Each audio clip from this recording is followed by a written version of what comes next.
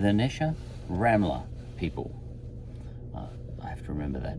Nesher Ramlas.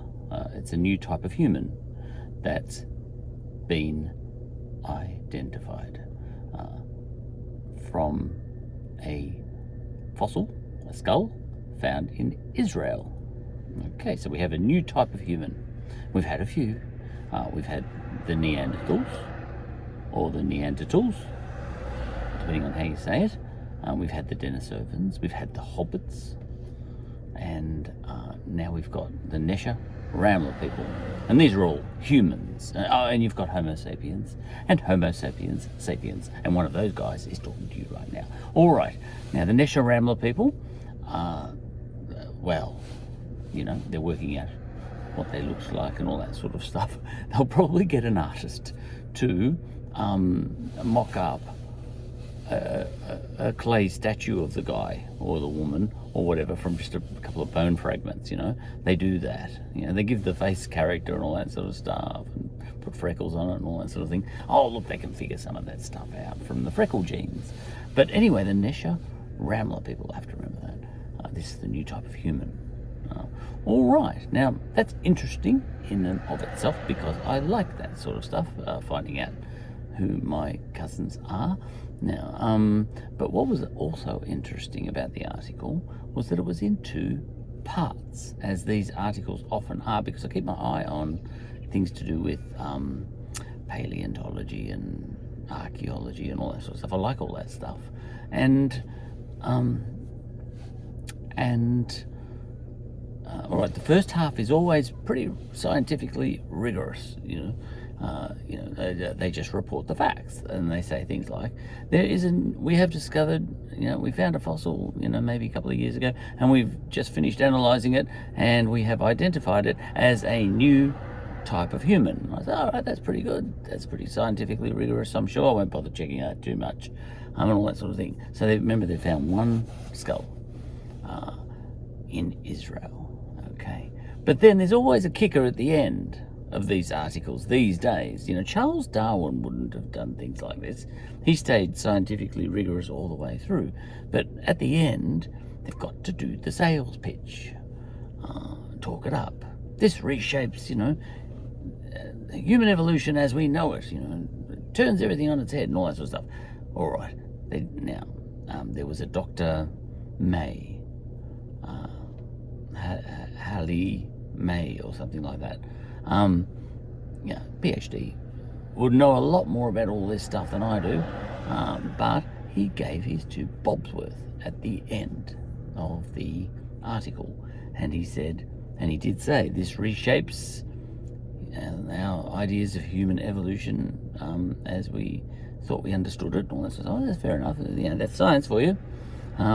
Every time we make a new scientific discovery, that slightly reshapes things for us. You know, and not just in evolution, archaeology, or whatever, but biology and physics and chemistry and everything. All right, so we're constantly in a constant state of reshaping. So there's nothing wrong with that. All right, you know, as distinct from religious people who are in a constant state of staying the same. So science is different. Constant state of reshaping our ideas. All right, but here's what he said next, this guy. Now, it just shows that just because you've got a PhD, that doesn't necessarily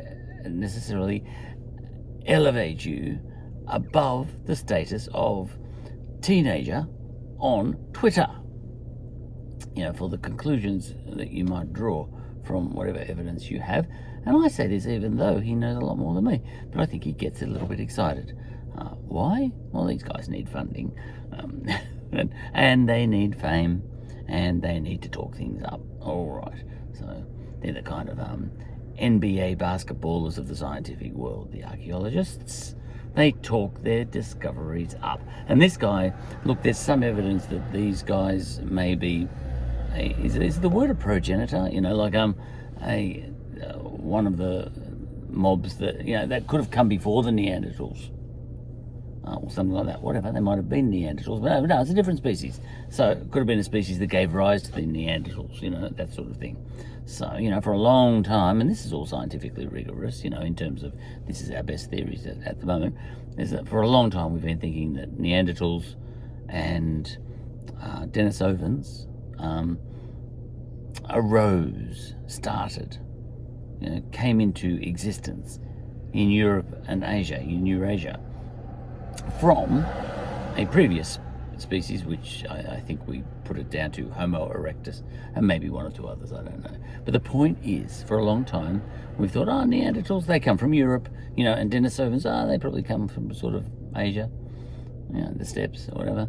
And Homo sapiens, they come from Africa, and that's pretty much our theory at the moment, roughly, Now, we found a bone in Israel that kind of suggests that the Neanderthals might have come from Israel, and or that they were in Israel at least.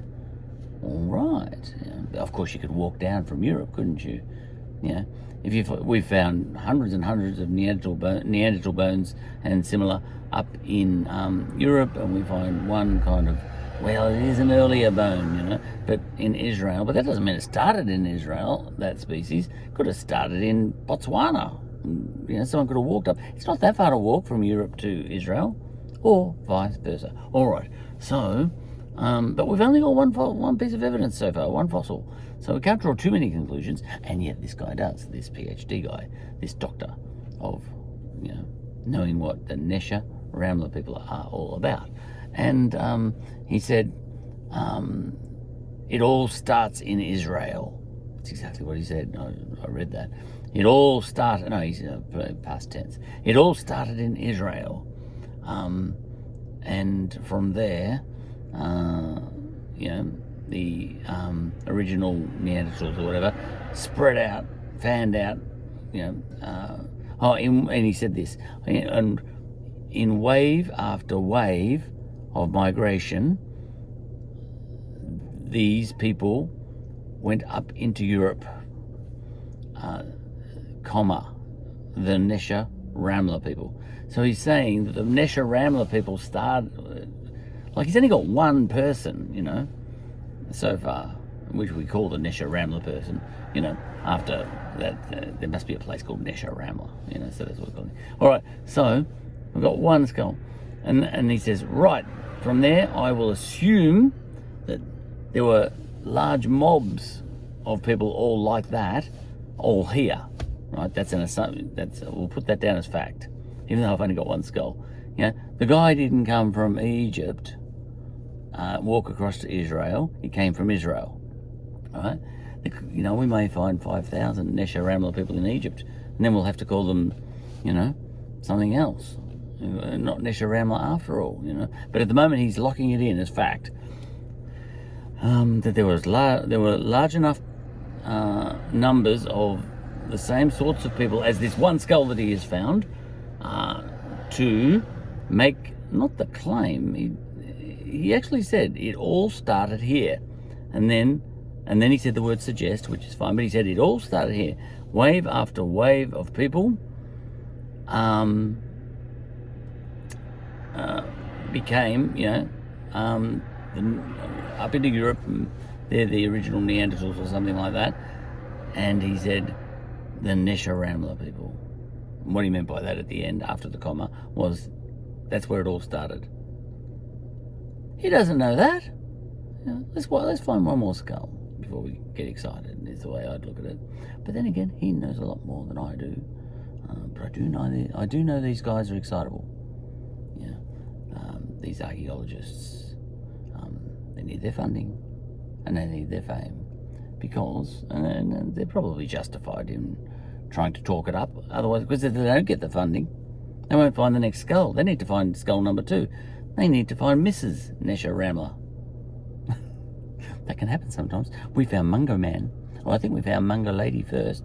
We found Mungo Lady, here in Australia, and 40,000 years ago she came from, and then we found Mungo Man nearby. How about that? A couple. Anyway, we look. Cut the guy some slack, will you?